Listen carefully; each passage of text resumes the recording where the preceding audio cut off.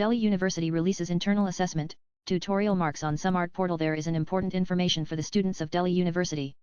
The students of the university can check their internal assessment and tutorial marks online. Keeping in mind the convenience of the students, the DU administration has uploaded these marks on the Samarth portal. Giving information in this regard, DU's Controller of Examinations, Professor Gurpreet Singh Tujja said that the internal assessment and tutorial marks of the students of the current even semester have been made available in their Samarth portal account. Students can easily review these marks by logging into their account. Prof. Tujja said that the university has set deadlines for colleges, departments, centers, and institutes to submit IA and II marks online. For the second semester, marks will be uploaded by June 17, 2025. He has advised all the students to log into their Samarth portal without any delay and check their marks. If any student finds any error in their marks, they should report it to their college, department, or center within a week from the respective last date. The administration has clarified that no correction or amendment will be made after the stipulated time limit.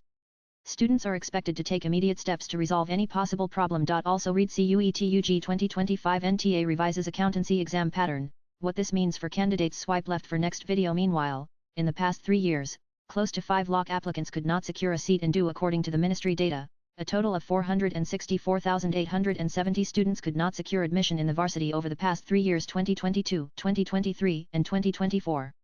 As many as 669,100 applications were received during this period, of which 204,230 students got admission. In 2024, over 2.46 lakh students applied for admission in the Central University, of which 70,422 secured admissions, while 1,75,772 students could not get seats, as per ministry data.